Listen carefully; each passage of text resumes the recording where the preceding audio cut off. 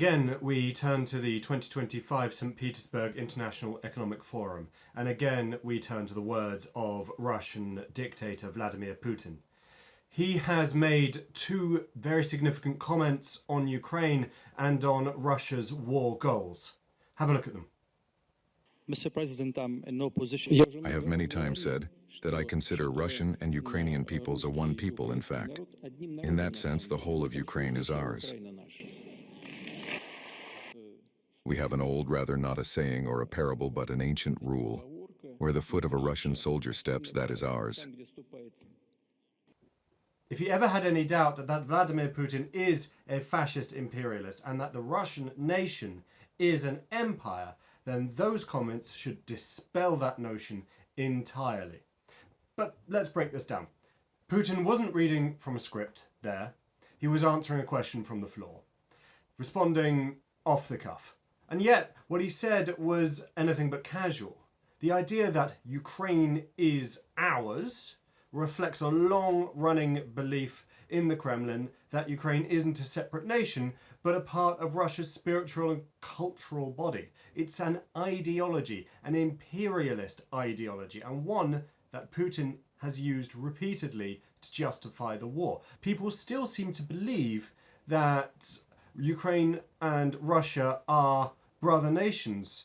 This is simply untrue. Whenever I speak to somebody from the former Soviet states, be they Estonian, be they Lithuanian, be they Ukrainian, they refer to the time of the USSR as the occupation. Let that sink in. They consider themselves to have been occupied by a hostile power. Recently, I interviewed the Estonian ambassador to Ukraine, Ambassador Anneli Kolk. She echoed the same sentiments. Yesterday, I interviewed Estonian MP Marko Mihkelson, and again, he echoed the same sentiments. They bring up these memories of being occupied, of not being allowed to have the Estonian flag outside. And I remember speaking to a Ukrainian about the day after the fall of the USSR that they were allowed to wear their vyshyvankas outside, their Ukrainian national dress. This is so clear. Now, Putin has been softening his rhetoric recently in response to Donald Trump's attempts at a peace deal, but this is the reminder. Perhaps it was a slip, or perhaps he's just given up on Trump, although Trump does seem to be playing his cards. But the second line, where a Russian soldier's foot steps, that is ours. That's something different. That is not necessarily this imperialist notion that Ukraine and the former Soviet states are ours. That is occupation logic. That says we don't care what you think of it. And we don't really care if these parts, these areas where Russian soldiers are stepping, were even part of the former Russian Empire or the former USSR. The phrase evokes this ancient idea of jus belli, the right of conquest, the right to claim what you've taken by force. And in 2025, in Europe, the idea was supposed to be dead. It was supposed to have died with the end of the Second World War. But Putin resurrected it repeatedly. If we look back in recent Russian history to the First Chechen War in 1994, President of the Republic of Ichkeria, part of Chechnya, Drozhkar Dudayev, was a prescient man. In an interview, he said the following. Конечно, планы в России были и аппетиты широкие и раньше, но осеклись на Афганистане.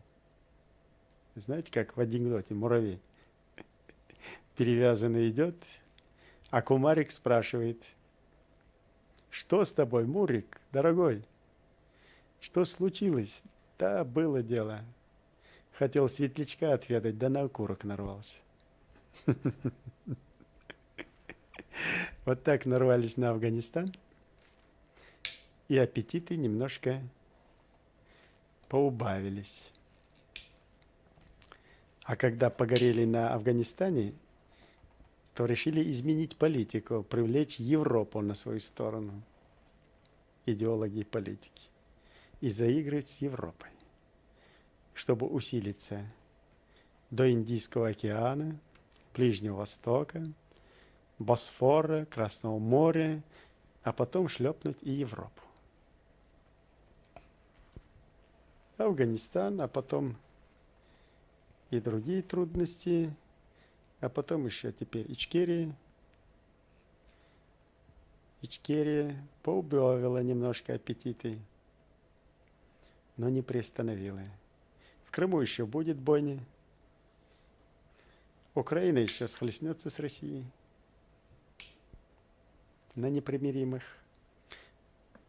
Пока русизм существует, он никогда не откажется от своих амбиций. Вот сейчас вот славянская там под этой маркой хотят подмять, как и в прежние времена, опять Украину, Белоруссию, окрепнуть и там далее. Теперь с Россией никто и в союзе военном, не только военном, и в экономическом, и в политическом, и даже в торговом отношении никто не хочет быть. Уж хорошо изучили. Europe is failing to take this seriously, and the threat is serious. The only thing that we need to be doing is helping Ukraine get actual victory.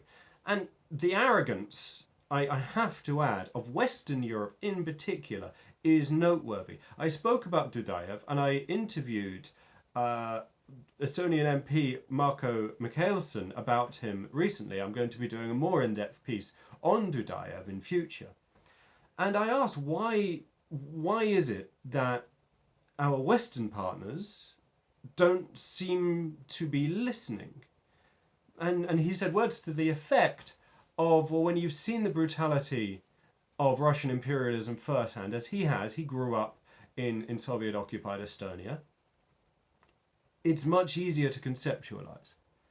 You know, during the Cold War, Russia was synonymous with the USSR, despite the fact them being completely different things. And as soon as the USSR fell, as soon as that empire crumbled, people cried out for freedom from oppression, freedom from deep mass ethnic deportations to Siberia, freedom from holodomors, freedom from mass killing. And all of this is what Putin and the Russian state, and sadly Russian society, want to return to, because they consider themselves to be a great empire. Russia has never had the imperial reckoning that Britain and, say, France have had.